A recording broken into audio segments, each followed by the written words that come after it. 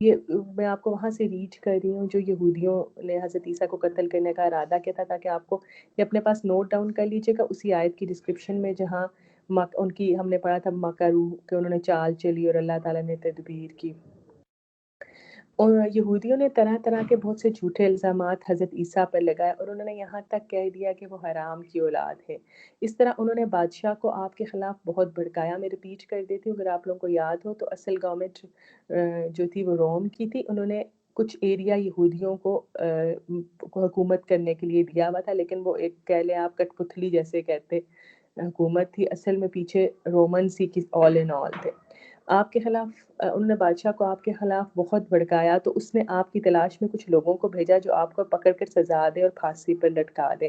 انہوں نے آپ کے مکان کو چاروں طرف سے گھیر لیا، اور جب یہ گمان کیا کہ وہ اپنے مقصد میں کامیاب ہونے لگے ہیں تو اللہ تعالیٰ نے اس مکان سے نکال کر آپ کو آسمان میں اٹھا لیا اور مکان میں موجود ہی ایک انسان کو آپ کا ہم شکل بنا دیا. جب اور یہ وہی تھا جو ٹریٹر تھا جس نے مخبری کی تھی حواریوں میں سے ایک شخص.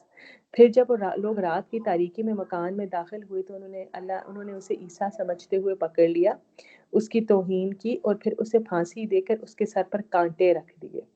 اللہ تعالیٰ نے اس طرح سے اپنے نبی کو بچا لیا اور ان کے درمیان سے اوپر اٹھا لیا اور انہیں اپنی گمراہی میں پڑا ہوا بہکتا ہوا چھوڑ دیا. ان کا خیال تھا کہ وہ اپنے مقصد میں کامیاب ہو گئے ہیں، لیکن اللہ تعالیٰ نے ان کے دلوں کو سخت کر دیا. وہ ہمیشہ حق کے ساتھ بغض اور لڑائی رکھیں گے. اسی لیے اللہ تعالیٰ نے کہا کہ مکروا مکر اللہ وخیر الماکرین. مجھے امید ہے کہ اب آپ لوگوں کو اس کی اچھے طریقے سے سمجھ آ گئی ہوگی. سلام، آپ سے سوری میں ڈرائیو کر رہی تھی. مجھے ایک سوال اسی آیت نیکسٹ آیت کے متعلق تھا. میں جب اس کا ترجمہ پڑھ رہی ہوں، ویسے تو مجھے آیت سمجھ آئی ہے، مگر جب میں ترجمہ پڑھ رہی ہوں تو یہاں میں تھوڑا سا ورڈز کا مجھے سمجھ نہیں آ رہا. جب 55 آیت میں جب یہ لکھا ہے پھر طرف میری ہی لوٹنا ہے تمہارا، یہ حضرت عیسیٰ علیہ السلام سے یہاں بات ہو رہی ہے، ٹھیک ہے. تو فیصلہ میں کروں گا تمہارے درمیان اس میں جو تھے تم جس میں تم اختلاف کرتے. یہ پارٹ مجھے نہیں سمجھ آ رہا. اچھا، میں آپ کو اس کا ہم نے کیا پڑھا تھا، ایک سیکنڈ میں دیکھ لیتی ہوں.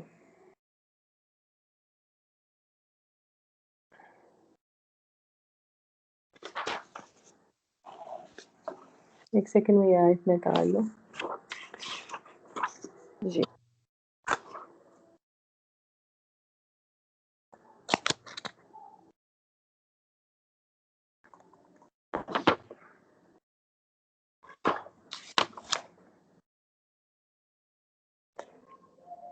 ہاں. ثم الیہ مرجعکم، پھر تمہیں میری طرف لوٹ کر آنا ہے. فاحکم بینکم، پھر میں تمہارے درمیان ان باتوں کا فیصلہ کروں گا. فیما کنتم فیہ تختلفون، جس میں تم اختلاف کرتے تھے. اب ایسا کرتے ہیں فاطمہ کہ آپ مجھے بتائیے کہ ان دو آپ کو یاد ہے جب میں نے اسٹارٹ میں آپ کو ایکسپلینیشن کرائی تھی من الصالحین والی، تو میں نے تب میں نے آپ سے ذکر کیا تھا کہ دو گروپس تھے اور دونوں جی گروپ جی اپنے آپ کو یہ کہتے تھے ہم حق پہ ہیں، ہم صالحین ہیں. تو اللہ تعالیٰ نے کہا تھا کہ جو ٹرو صالحین میں سے یہ ہوں گے حضرت یحییٰ اور حضرت عیسیٰ، ٹھیک ہے. جی اب یہ دو گروپس ہیں. اب کون سے دو گروپس ہیں، آپ خود اس پزل کو سالو کریں. ایک تو نان بلیورز، ایک بلیور جو حضرت عیسیٰ علیہ السلام کے ساتھ ہیں. نان بلیورز کون ہیں؟ جو وہاں کے لوکلز ہیں. وہ کون تھے؟ ان کی حضرت کیا موسیٰ علیہ السلام کے کیا کہتے ہیں، بنی اسرائیل تھے نا، بنی وہ اسرائیل. بنی جی اسرائیل، ٹھیک ہے. بنی اسرائیل کے یہودی تھے، ٹھیک ہے. اور حضرت دوسرا گروپ کون سا تھا؟ حضرت یحییٰ کا اور حضرت عیسیٰ علیہ السلام کا. ٹھیک ہے. اور ان کے ساتھ حواری تھی، ٹھیک ہے. جی ہماری اب ٹھیک ہے. اب وہ کیا کہہ رہے تھے، یہودیوں کا کیا کہنا تھا؟ یہودیوں کا یہی ماننا تھا کہ حضرت عیسیٰ مطلب وہ حضرت عیسیٰ علیہ السلام پہ یقین نہیں کر رہے تھے، پروفٹ نہیں مانتے تھے، ٹھیک ہے. جی اور نہ ان کے حلال کو حلال اور نہ ان کے حرام کیے ہوئے حرام کو مانتے تھے. نہ وہ بائبل پہ، ابھی تک یہودی بائبل پر ایمان نہیں لاتے. تو نہ وہ حضرت عیسیٰ کو ایکسیپٹ کرتے ابھی تک. تو اب کیا اب اللہ تعالیٰ کیا کہہ رہے ہیں کہ ثم الیہ مرجعکم فاحکم بینکم، یعنی پھر میں تمہارے درمیان ان باتوں کا فیصلہ کروں گا. فیما کنتم فیہ تختلفون، جن میں تم اختلاف کرتے تھے. اچھا، اب اس کو آپ اگر اس کانٹیکسٹ میں لیں گے تو یہ ایگزیکٹلی وہی جو وہ الزامات لگاتے تھے حضرت مریم کی پاکیزگی پہ یا حضرت عیسیٰ کی उस पे प्रॉफिटहुड पे, तो अल्लाह ताला ये फ़ैसला करेंगे कि कौन, इसकी अगली आयत आपको ये मज़ीद क्लियर कर देंगी, लेकिन वो ये कि कौन हक़ पे है और कौन हक़ में नहीं है, ठीक है? अल्लाह ताला बताएँगे कि यही असली नबी है और तुम जो हो बनी इसराइल झूठे थे, हज़रत मरियम जो हैं वो फिर जो इल्ज़ामात लगाए थे गए थे वो गलत थे। फिर अगर थोड़ा-सा पीछे चले जाएँ तो आप देखेंगे कि उसमें भी अल्लाह ताला ने ये बता दिया था कि मैं इन लोगों को ऊपर कर दूँगा उन लोगों पे जिन्होंने कुफ़्र किया, यानी जिन्होंने बाइबल को नहीं माना या हज़रत ईसा जो अल्लाह ताला का पैगाम लेके आए थे या उनको प्रॉफ़िट नहीं माना उस वक़्त कॉन्टेक्स्ट में जाके देखें, तो वो उनके ऊपर हावी आ जाएँगे। तो वही हुआ था, हमने देखा था कि यहूदी बहुत थोड़े रह गए थे और ईसाईयत बहुत तेज़ी से फैली थी। मेरे पास इसकी पूरी डिटेल है, लेकिन मेरा हाल है उसको पढ़ने की लेकिन वो ज़रूरत मैं नहीं है। वो मुझे सब समझ आ गया था ना, मुझे बस ये समझिए सुम्मा के बाद ये अल्लाह ताला किससे बात कर रहे हैं? हज़रत ईसा अलैहिस्सलाम से बात कर रहे हैं या उनके बारे में बात हाँ, कर रहे हैं दूसरा ग्रुप है? नहीं, हज़रत ईसा से ही बात कर रहे हैं कि सुम्मा इलैहि मरजिउकुम, बेसिकली सबको कह रहे हैं वो कि मेरी तरफ ही लौट कर आना है, फ़अहकुमु बैनकुम, मैं तुम्हारे दरमियान यानी हज़रत ईसा के दरमियान और उस दूसरे ग्रुप के दरमियान फ़ीमा कुन, हज़रत ईसा के ग्रुप और दूसरे ग्रुप के दरमियान फ़ैसला अच्छा, करूँगा कि कौन हक़ में और कौन हक़ में, यानी जिन चीज़ों पे तुम्हारे कॉन्फ्लिक्ट्स चल रहे हैं उन सब का मैं फ़ैसला करूँगा। अच्छा। नहीं बस मुझे यही समझ नहीं आता यहाँ पे किसके मुतालिक बात हो रही है। जज़ाकल्लाह, नहीं मुझे समझ आ गया अब। Thank you. ठीक है, जज़ाकल्लाह। इसमें इसको इसीलिए क्योंकि ये बेसिकली अगली वाली जितनी भी आयत है ना इनमें ट्रांसलेशंस ही चल रही हैं, तो ये उसी तरह से आप लेंगे जिस तरह से ये इसमें यहाँ पे लिखा गया है, ठीक है? जी, जज़ाकल्लाह।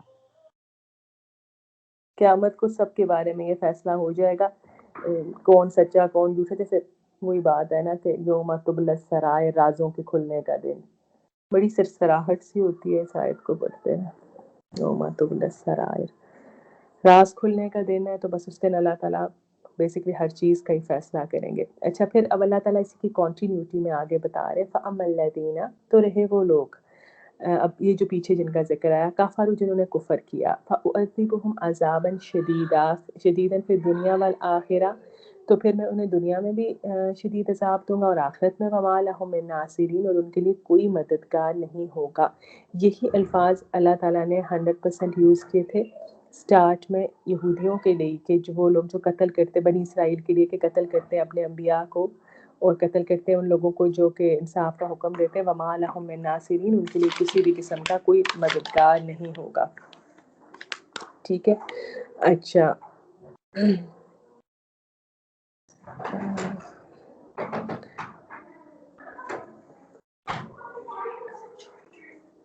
नो सॉरी, अभी बिल्कुल एक सेकंड होल्ड कीजिएगा।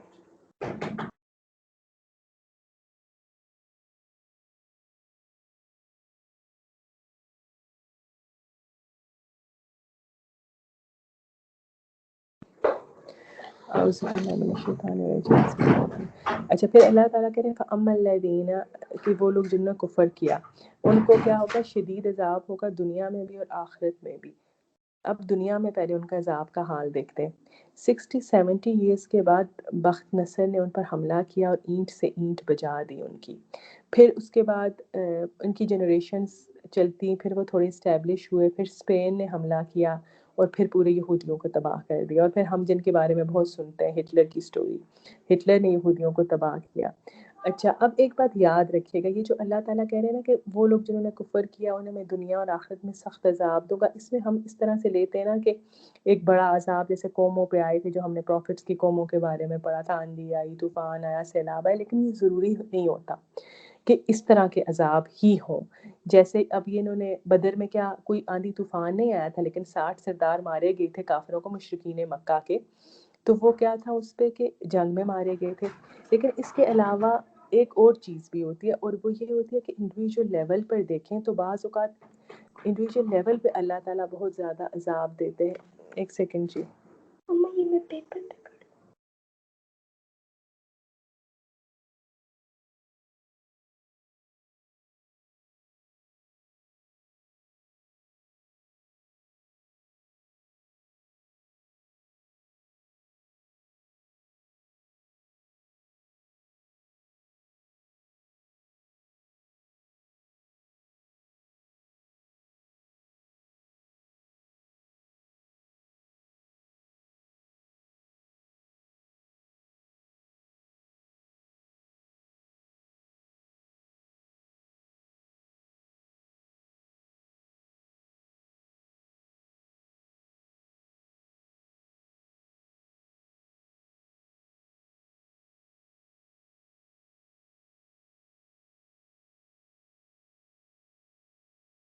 جی اعوذ باللہ من الشیطان الرجیم. اچھا اب یہ ایسا ہوتا ہے کہ یہ جو اللہ تعالیٰ کہہ رہے ہیں نا اصیبہم، تو یہ ایسے ایک تو یہ وہ فارمز ہم نے دیکھی جیسے جو یہودیوں کو وقتاً فوقتاً ان پہ حملے ہوئے اور وہ ان کی بالکل جنریشنز ختم ہو گئے. اس کے علاوہ ہمیں بات کریں تھی کہ ایک انڈیویجول لیول پہ بھی دیکھیں تو بعض اوقات ایسا ہوتا ہے کہ آپ کو پرسنل، جیسے اب یہ لوگ جو تھے جنہوں نے حضرت عیسیٰ علیہ السلام کی سازشیں کے خلاف سازشیں کی تھی، ضروری نہیں تھا کہ وہ 60-70 ایئرس تک زندہ رہے ہوں گے جب بخت نصر نے ان پر حملہ کیا ہوگا. ان میں سے کتنے اس وقت 50 سال کے ہوں گے اور 20 سال کی عمر میں مارے گئے ہوں گے.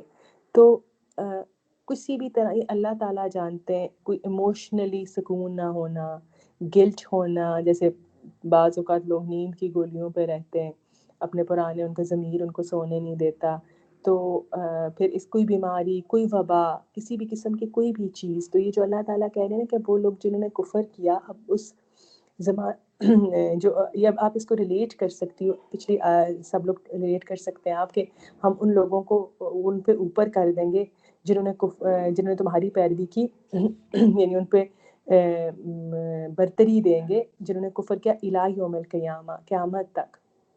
تو ایک تو ہم بڑے لیول پہ ہم نے دیکھا کہ ان پہ عذاب آتے رہے. دوسرا یہ ہم نے یہ دیکھا کہ ان پہ کس طرح سے بار بار یہودیوں کا ریوائول ہوتا ہے اور وہ تباہ ہوتے ہیں. اور اس کے بعد لیکن اگر انڈیویجول لیول پہ بھی ہو سکتا ہے کہ کوئی نہ کوئی اللہ تعالیٰ نے ان کو سزا دی ہوگی.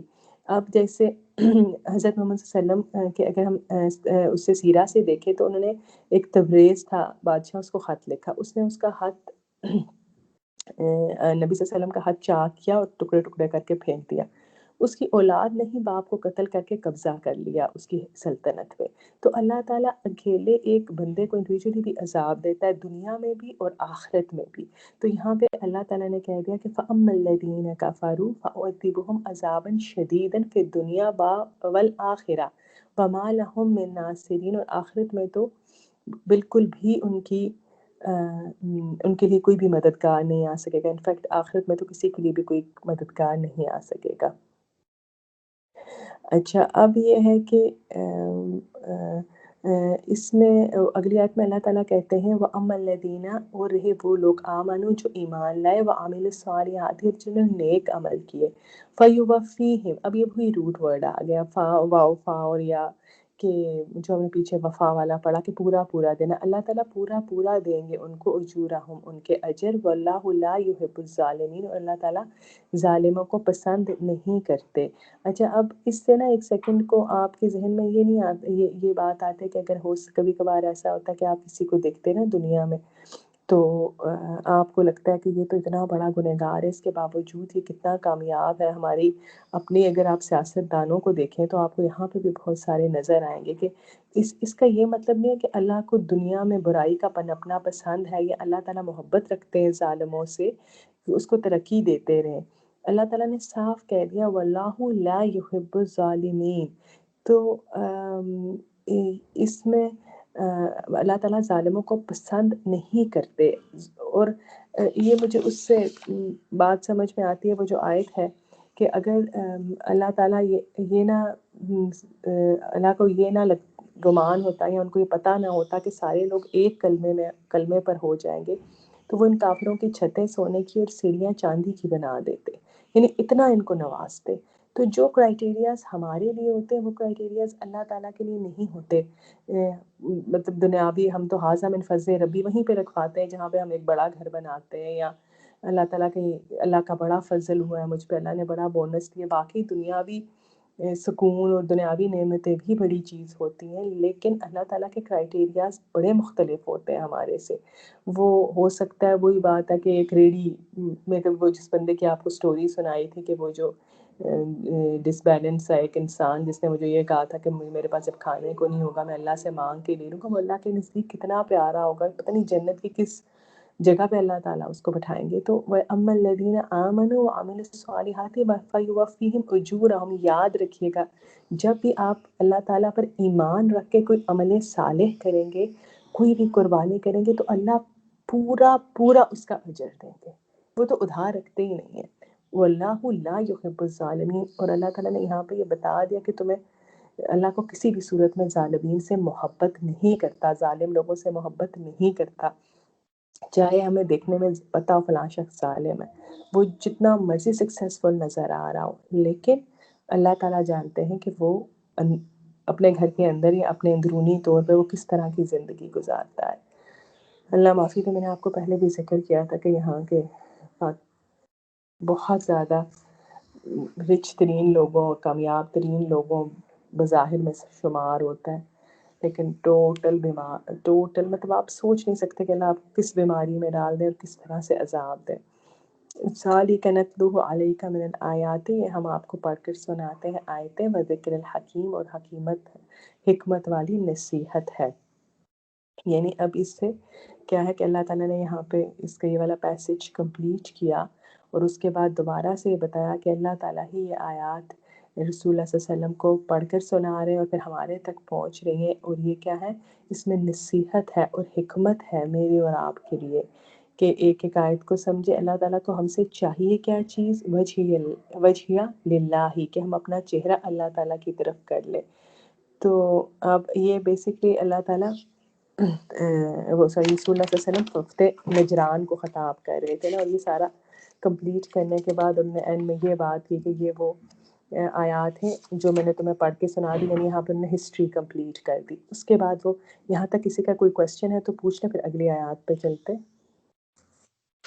سنم، یہ آیت نمبر 58 میں کون سی آیات کا ذکر ہو رہا ہے؟ ذرا آپ پلیز اس کو الیبریٹ کریں گی؟ جو آیات ذالک نتلوہ علیک من الآیات، یہ سب آیتیں جو ہم نے پڑھی، اچھا، یہ والی جتنی بھی آیتیں جی اچھا، جی اوکے اوکے اوکے، یہ جو ساری اوپر سے وقت نجران کی آیات تھیں، یہ والی۔ جی بالکل وہی۔ Thank you. یہ والی آیتیں پڑھ کے سنائی ہیں، یا یہاں سے فَأَمَّا الَّذِينَ سے، یا مطلب پورا جو یہ چل رہا ہے قصہ سارا؟ یہ وقت نجران کو سارا قصہ انہوں نے سنایا تھا، ٹھیک ہے، اور یہ ساری آیات ہم نے بہت سارے دن لگا کے پڑھی، لیکن انہوں نے تو ہو سکتا ہے ایک سٹنگ یا 2 سٹنگ میں سنائی ہو۔ اور یہ اللہ تعالیٰ، پہلے تو اس کو یہ ذہن میں رکھیے کہ یہ اللہ تعالیٰ نے رسول اللہ صلی اللہ علیہ وسلم کو کہا، اور رسول اللہ صلی اللہ علیہ وسلم نے آگے ان کو بتایا کہ ذالک نتلوہ علیک من الآیات، رسول اللہ صلی اللہ علیہ وسلم کو حضرت جبرائیل سناتے ہیں اور حضرت محمد صلی اللہ علیہ وسلم آگے ان لوگوں کو سناتے ہیں، وذکر الحکیم، حکمت والی نصیحت۔ یہ ساری آیات، یہ سارا قصہ حضرت مریم اور ام مریم سے جو شروع ہوتا ہے، بلکہ پورے قرآن کی جو جی آیات ہے وہ اللہ تعالیٰ۔ کسی اور کا کوئی کوشچن ہے یہاں تک؟ پھر اس کے بعد ٹرن لے رہا ہے پیسج۔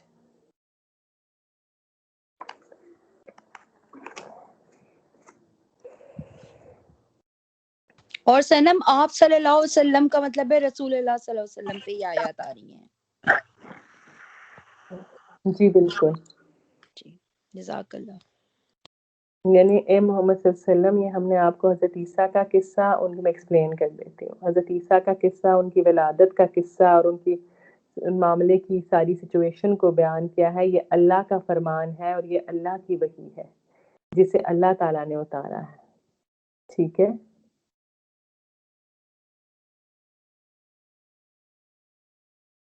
اب کسی کا کوئی کوشچن تو نہیں ہے یہاں تک؟ آگے چلوں میں؟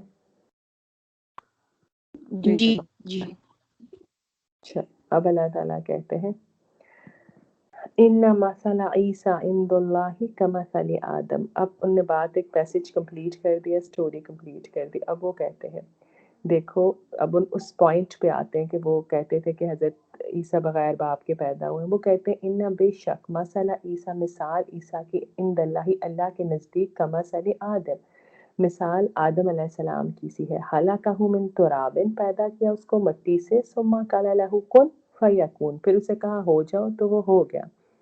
یعنی جیسے اللہ تعالیٰ نے حضرت عیسیٰ کو بغیر باپ کے پیدا کیا، بالکل اسی طرح انہوں نے حضرت آدم کو بھی پیدا کیا۔ حضرت آدم کو تو بغیر باپ اور بغیر ماں دونوں کے بغیر پیدا کیا تھا۔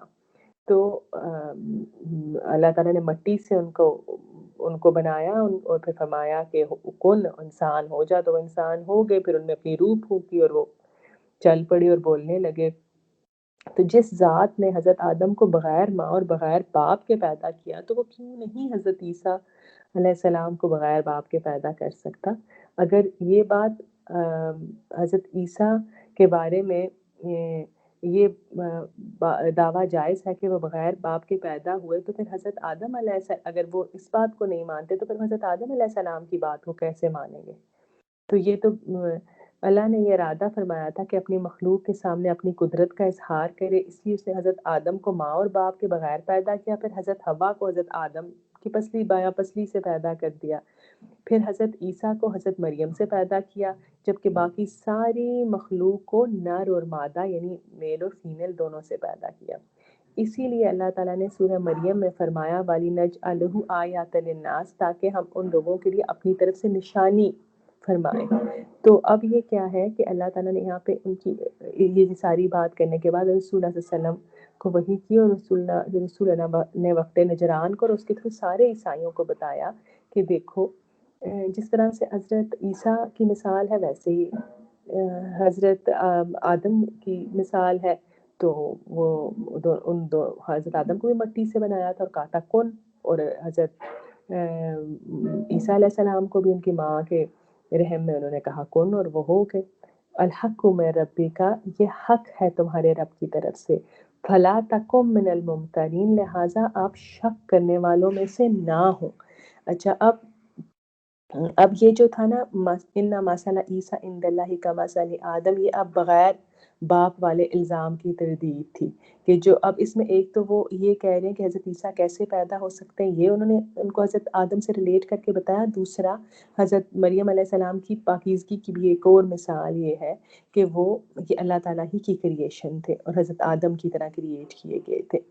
اب الحق من ربی کا حق ہے یہ تمہارے رب کی طرف سے، فلا تکن من الممترین، ممترین کا ورڈ جو ہے اس کا روٹ ورڈ ہے میم را یا مریا، یہ شک کو کہتے ہیں، یہ بہت زیادہ تو نہیں پر کئی دفعہ قرآن میں یوز ہوا، کسی حقیقت کو شک کی نگاہ سے دیکھنا، کسی حقیقت کو شک کی نظر سے دیکھنا، یعنی حضرت عیسیٰ کا بغیر باپ کے پیدا ہونا یہ ایک حقیقت ہے۔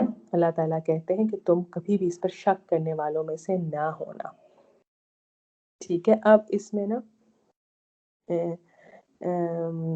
اس میں یہ کلام کا ایک انداز ہے اور آپ صلی اللہ علیہ وسلم کے ذریعے خطاب کر رہے ہیں اللہ تعالیٰ سارے لوگوں کو۔ اس کے بعد والی آیت جو ہے وہ ہمیں یہ بتاتی ہے کہ فمن حاجہ کا بات اب انہوں نے اپنا پیغام پہنچا دیا، فمن تو اب رسول اللہ صلی اللہ علیہ وسلم کو کہہ رہے ہیں فمن تو جو کوئی حاجہ کا ہا جیم چین ہم پیچھے بھی پڑھ چکے ہیں، یہ بحث کرنے کو کہتے ہیں، جھگڑے کرنے کو کہتے ہیں، تو جو کوئی جھگڑا کرے تم سے فی ہی اس میں یعنی اس معاملے میں، من بعدی ما جا آقا من العلم، من بعدی بعد اس کے کہ جا آقا آ گیا تمہارے پاس من العلم علم میں سے، یعنی تم نے ان کے سارے کوسچنز کے آنسرز دے دیے، اس کے باوجود اگر وہ تم سے جھگڑا کریں، اس کے بارے میں ان کی آپ کو کانورسیشن سنواتی ہوں تھوڑی سی جو تھی اس کے بارے میں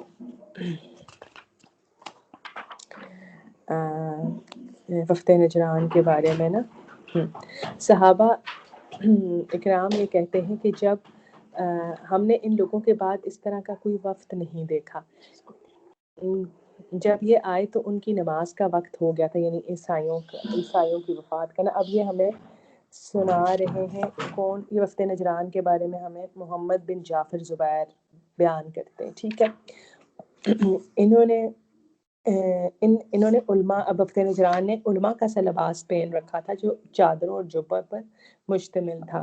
یہ لوگ خوبصورت لوگ تھے اور ان صحابہ کرام کہتے ہیں کہ ہم نے ان لوگوں کے بعد اس طرح کا کوئی اور وقت نہیں دیکھا، یعنی وقت نجران جیسا۔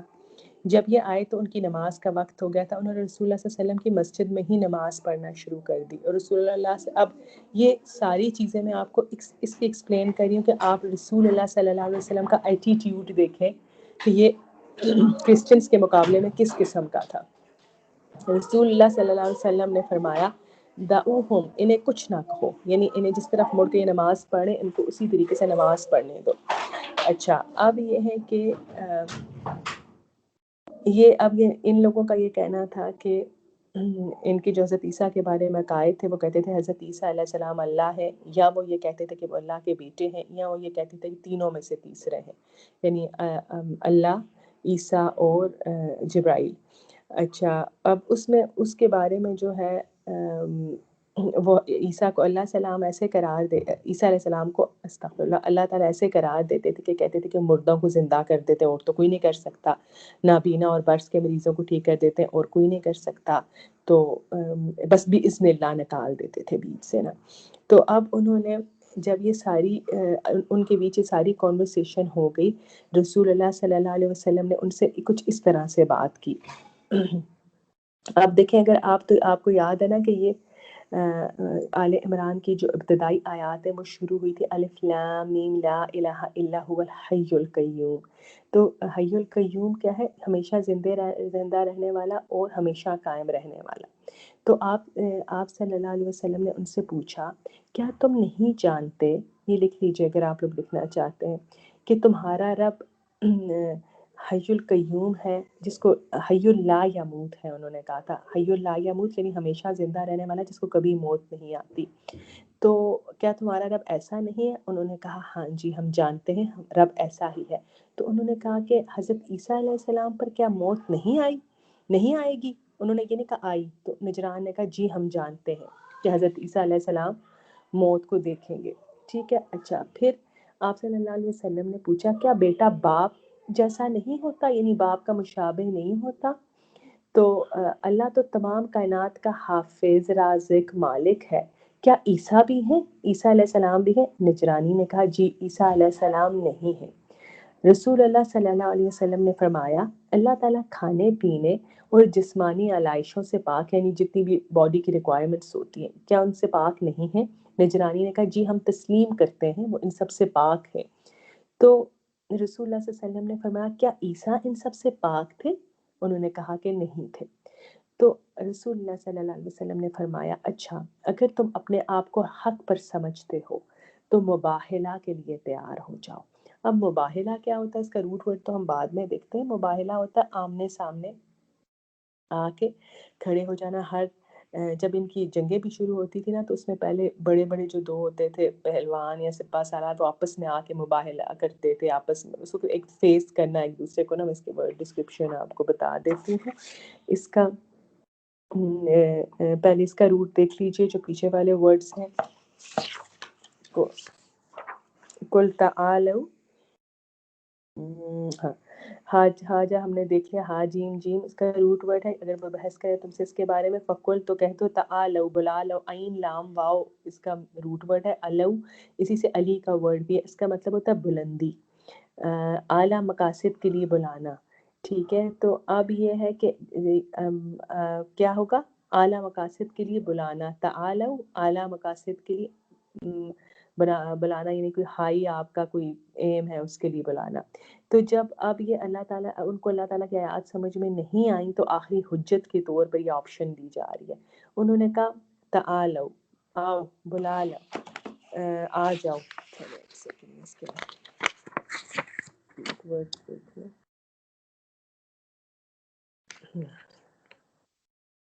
آؤ سوری تعالوا اس کا میننگ ہے آؤ، ندعو ہم بلاتے ہیں. ٹھیک ہے. آپ نے سمجھ لیا نا کہ عین لام واو بلند مقاصد کے لیے بلانا کسی کو. آؤ ندعو ہم بلاتے ہیں. یہ دال عین واو اس کا روٹ ورڈ ہے، دعوت دینا اسی سے ہے. ہم بلاتے ہیں ابناءنا اپنے بیٹوں کو، و ابناءکم اور تمہارے بیٹوں کو، و نساءنا اور ہم اپنی عورتوں کو، و نساءکم اور تمہاری عورتوں کو. نساء آپ کو پتا ہے عورت کو کہتے ہیں اور ابن بیٹے کو کہتے ہیں. و انفسنا اور ہم خود بھی، و انفسکم اور تم بھی، یعنی ہمارے نفس یعنی خود ہم، و انفسکم اور تم بھی یعنی تمہارے نفس. ثم پھر نبتہل ہم بدعا کریں. ٹھیک ہے. اب نبتہل کا ورڈ دیکھ لیجئے. با ہا لام اس کا روٹ ورڈ ہے اوپن کی ہوئی عاجزی سے، اوپن عاجزی سے کی ہوئی دعا، یعنی اونچی آواز میں جو آپ سب کے سامنے کوئی عاجزی سے دعا کرتے ہیں. عموماً ایک دوسرے پر لعنت کی بدعا کے طور پر نبتہل کا باہلا کا ورڈ یوز ہوتا ہے. عموماً ایک دوسرے پر لعنت کی بدعا کے طور پہ باہلا کا ورڈ یوز ہوتا ہے. تو کیا فرمایا رسول اللہ صلی اللہ علیہ وسلم نے کہ تم بھی آؤ، ہم بھی آتے ہیں، اور پھر کیا ہے کہ ہم آپس میں مباہلہ کرتے ہیں، دعا کرتے ہیں، اور کیا ہے وہ دعا؟ فَنَجْعَلْ لَعْنَتَ اللَّهِ عَلَى الْكَاذِبِينَ، کہ اللہ کی لعنت پھر ہم ڈالیں، لعنت اللہ کی علی الکاذبین، جھوٹوں پر۔ یعنی تم اپنی فیملی کو لے کے آؤ، میں اپنی فیملی کو لے کے آتا ہوں، اور اس کے بعد یہ کرتے ہیں کہ ہم ایک پوائنٹ مقرر کیا کہ وہاں پہ جاتے ہیں، اور وہاں جا کے ہم اوپنلی یہ کہتے ہیں کہ اللہ تعالیٰ کی لعنت ہو، جو اگر تم پہ لعنت ہو اگر تم جھوٹے ہو، اور اگر مجھ پہ لعنت ہو اگر خدا نخواستہ میں جھوٹا ہوں۔ اور پھر کہتے ہیں یہ کہ جب انہوں نے یہ سارے الفاظ سنے تو ان کا جو ہیڈ تھا اس کا نام تھا عاقب، سردار جو تھا نا عاقب۔ تو اب ان لوگوں کو اس بات کا اچھے طریقے سے پتا تھا کہ رسول اللہ صلی اللہ علیہ وسلم نبی ہیں۔ انہوں نے آپس میں، اب جب انہوں نے یہ بات کہی تو اس کے بعد وہ آپس میں اکٹھے بیٹھے اور مل کے اکیلے میں اس پہ غور کرنے لگے۔ چنانچہ عاقب جو تھا وہ سب سے پوچھ رہا تھا رائے۔ انہوں نے کہا عبد المسیح ایک سردار تھا کہ تمہاری کیا رائے ہے؟ اس نے جواب دیا کہ اے نصارہ کے گروہ، تم یہ جانتے ہیں کہ رسول اللہ صلی اللہ علیہ وسلم نبی ہیں، وہ تمہارے نبی کے بارے میں صاف صاف خبریں لائے ہیں، اور تمہیں اچھی طرح معلوم ہے کہ جو قوم کسی نبی سے مباہلہ کرے تو پھر اس کا نہ کوئی بڑا بچتا ہے نہ کوئی چھوٹا بچتا ہے۔ اگر تم نے رسول اللہ صلی اللہ علیہ وسلم سے مباہلہ کیا تو تم دنیا سے مٹا دیے جاؤ گے۔ اگر تم اپنے دین ہی سے محبت کرنا چاہتے ہو اور اپنے نبی کے بارے میں اپنی ہی بات پر قائم رہنا چاہتے ہو تو اس شخص سے خدا حافظ کرو اور اپنے شہر کی طرف لوٹ جاؤ۔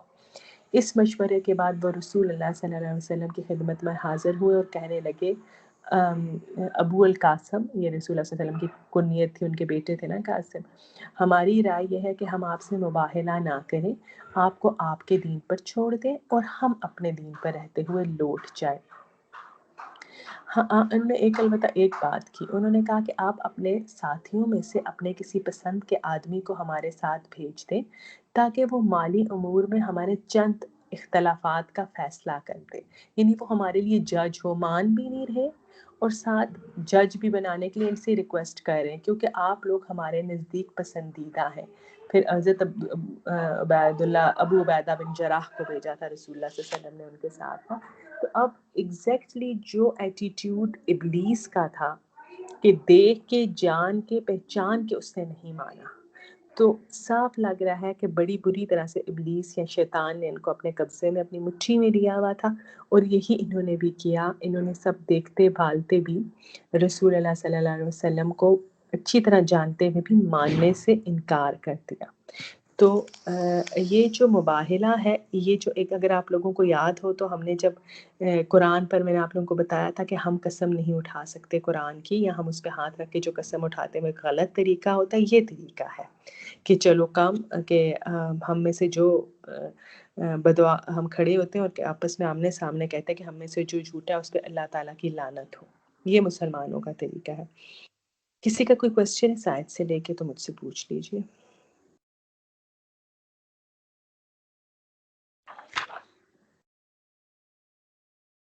صنم وہ اس لیے بھی تو ہچکچا رہے تھے نا کہ ان کو پتا تھا کہ اسلام میں کوئی سرداری اور اس طرح کی کوئی وہ لیڈرشپ نہیں ہے، تو وہ یہ بھی اتنے پرانے وہ تھے وہاں کے سردار تھے، وہ سوچتے تھے ہم سے یہ سب بھی چھن جائے گا اگر ہم نے اسلام قبول کر لیا۔ بس آپا ایک بات کہتی ہیں مومن پیٹ کا بندہ نہیں ہوتا، یہ بات یاد رکھنا۔ یعنی جہاں پہ دولت آتی ہے نا، وہاں اب دیکھیں، اگر دیکھا جائے تو اس زمانے میں بھی وہی نشے تھے۔ اب آپا یہ بات بھی کہتی ہیں کہ کچھ بھی نہیں بدلا، 1400 سال پہلے جو ان کی چالیں تھی کفر کی، وہی چالیں اب بھی ہیں، اور 1400 سال پہلے جس طرح سچے مسلمان جانے لڑاتے تھے ابھی بھی سچے مسلمان جانے لڑاتے ہیں، اور جو اللہ تعالیٰ جس طرح ان سے قبول کرتے تھے اسی طرح ابھی بھی قبول کرتے ہیں۔ تو وہی بات ہے کہ وہی ٹیمپٹیشنز تب بھی تھیں، وہی حکومتیں، وہی شہرتیں، وہی دولت، وہی ہیڈ بننا، اور وہی سب کچھ ابھی بھی ہے۔ جی، کسی کا کوئی اور کوسچن ہے یہاں سے ریلیٹڈ؟ اگلی آیت پہ چلے، نہیں تو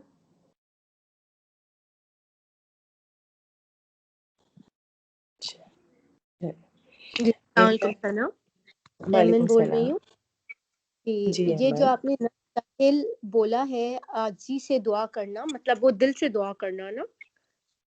جی عاجزی سے کی ہوئی دعا، اس کا اوپنلی اونچی آواز سے عاجزی سے کی ہوئی دعا، لیکن باحلا کا مطلب ہے یہ باحالام جو اس کا روٹ ورڈ ہے نا، پھر اس سے بہت سارے ورڈ نکلتے ہیں. تو عموماً جو یہ ورڈ ہوتا ہے نا مباحلہ کا ورڈ، عموماً اس قسم کی اوپن دعا کے لیے استعمال ہوتا ہے کہ لعنت جو کی جاتی ہے نا، کہ ایک دوسرے پہ لعنت کرنے کے لیے جو الفاظ استعمال ہوتے ہیں اس کے لیے آتا ہے. اچھا، صرف لعنت دینے میں یہ والی آتا ہے باحالام. ویسے اگر آپ نہیں باحلہ نہیں، باحلہ نہیں، مباحلہ کا ورڈ جو ہوتا ہے. مباحلہ، اچھا مباحلہ لیکن ہے باحلہ کا ورڈ روٹ ورڈ ہے اس کا نا، جو میں نے آپ کو بتایا کہ اوپن کی عاجزی سے کی ہوئی دعا، اس کے آگے پھر اس کی فیملیز آتی ہیں. تو اب یہاں پہ جو نب تاحل کا ورڈ تا بھی آیا ہوا ہے اس میں نا، تو یہ اس کے لیے یوز ہوتا ہے مباحلہ. لیکن یہ بھی ہوتا ہے کہ آپ آمنے سامنے جب جنگ ہوتی ہے نا، اس سے پہلے آمنے سامنے دو، اگر آپ نے قرآنی سٹوری سنی ہو تو آپ کو پتہ ہوگا کہ میں وہ ایک پہلوان حضرت علی کے سامنے آیا تھا، میں راہب ہوں، میں بہت بہادر ہوں اور میں یہ کرتا ہوں وہ کرتا ہوں. حضرت علی نے کہا تھا میں علی ہوں، رسول اللہ صلی اللہ علیہ وسلم نے مجھے شیر خدا کا لقب دیا ہے، اور پھر انہوں نے اس کو گرا مارا تھا. تو یہ بھی ایک سٹیج ہوتی تھی، اس کو بھی اس کو بھی باحلہ یا مباحلہ ہی کہتے تھے، اوپنلی ایک دوسرے کے سامنے. بس یہ سمجھ لیں اونچی آواز میں اوپن ایک دوسرے کے سامنے آ کے نا دعا کرنا یا چیلنج کرنا، یا یہ بھی ایک طرح کا چیلنج ہے نا کہ لعنت ہو پھر اس پہ جو بھی غلط ہے. صحیح. اچھا جی آگے، انا بے شک حاضہ یہ لا ہوا البتہ وہ القصص الحق قصے ہیں سچے. قاف صاد صاد قصہ جو ہمارا اردو کا ورڈ ہوتا ہے اسی کی جمع قصص. وما من الہ اور نہیں کوئی الہ الا اللہ سوائے اللہ کے، وان اللہ لہ العزیز الحکیم اور بے شک اللہ البتہ زبردست ہے حکمت والا ہے. آپ لوگوں کا ایک ہوم ورک ہے، آپ لوگوں نے مجھے آیا نمبر 62 تک بتانا ہے کہ اللہ تعالیٰ نے کتنی دفعہ اس سورہ میں عزیز الحکیم اپنے لیے استعمال کیا ہے، اور کتنی دفعہ لا الہ الا اللہ کا ورڈ استعمال کیا. کافی دفعہ، عموماً ایسا ہوتا نہیں ہے. اللہ تعالیٰ بار بار اپنا الہ ہونے کا احساس دلاتے ہیں، اور اپنے عزیز کہتے ہیں اتھارٹی والے، اور حکیم حکمت والے، کہ ان کے فیصلے حکمت والے ہیں.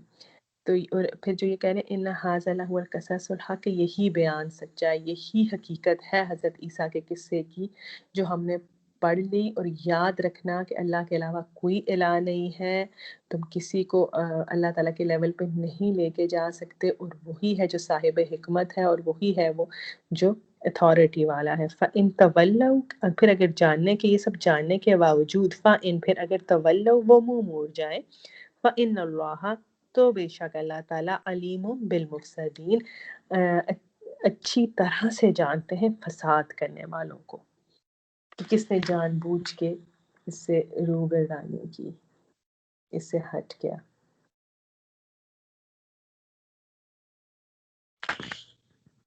چلیں جی، میرا حال ہے کافی آیات ہوگی ہماری 63 تک ہم نے آج پڑھ لی. تو سنم سوری، یہ یہاں پہ فساد کرنے والے ابھی بھی انہی کو ہی کر رہے ہیں، وہ جو وفد نجران ہے، یا ایک جنرل سب کے لیے ہی ہے؟ نہیں، یہ بیسکلی وقت ان اللہ تعالیٰ کے جنرل ورڈز ہیں کہ جب بھی یہاں پہ کانٹیکس میں تو ہم حضرت سوری سارہ پلیز عائشہ کو میسج کر دیں کہ کلاس ہو رہی ہے.